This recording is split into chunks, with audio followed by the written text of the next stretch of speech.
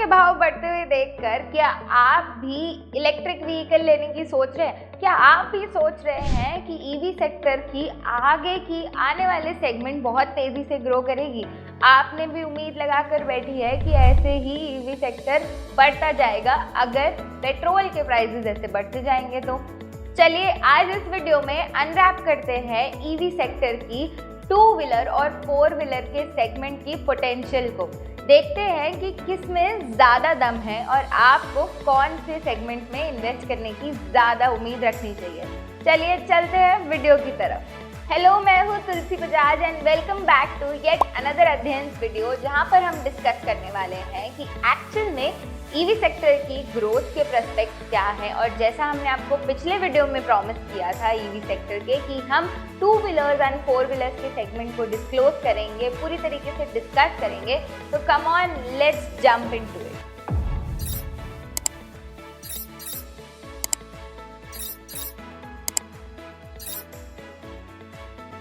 क्या आपको पता है साल 2021 में 1,35,000 हाई स्पीड ईवी 2 व्हीलर्स की सेगमेंट में सोल्ड हो चुका है और ये सिर्फ और सिर्फ 1.1% है 2 व्हीलर सेगमेंट का।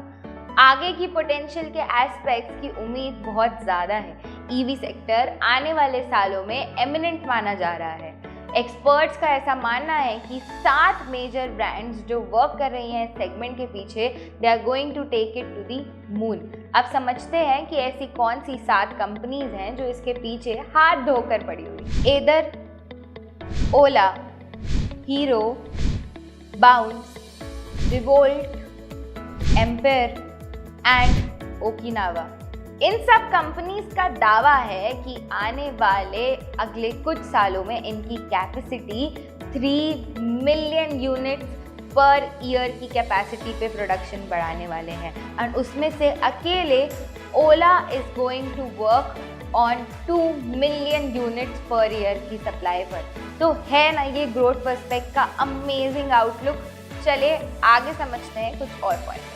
2 व्हीलर की सेल्स 2021 से 2022 में 5 टाइम्स से ग्रो करने की उम्मीद रख चुकी है और काफ़ी हद तक उसने अभी तक ये प्रूव भी किया है। फाइनल डेटा तो 2022 के एंड होने के बाद ही मिलेगा, बट अभी की करंट सिचुएशन 3 रीजंस के कारण आई गई है। तो पहला रीज़न तो ये है कि पेट्रोल का प्राइस 100 रुपये का साइकोलॉजिकल लेवल क्रॉस कर चुका है और इसकी टेंशन आम आदमी के चेहरे में हमेशा दिख रही है।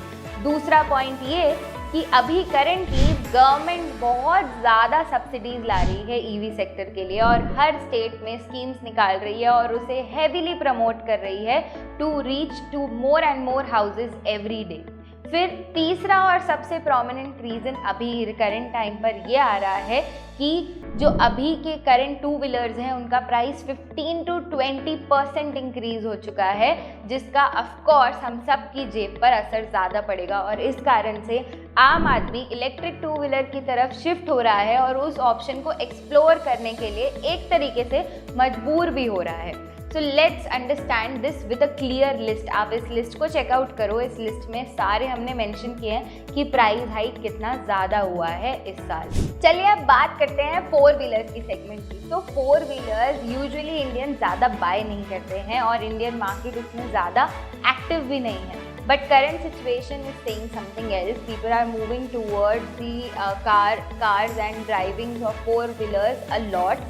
सबके शौक और लग्जरी लिविंग स्टैंडर्ड बढ़ता जा रहा है कहीं ना कहीं। But coming on to the point yet again कि पेट्रोल की महंगाई की वजह से they are shifting towards the electric vehicle cars and exploring the option. तो सेम रीजन वहाँ पे भी काफ़ी ज़्यादा हाई इम्पैक्ट किए हैं।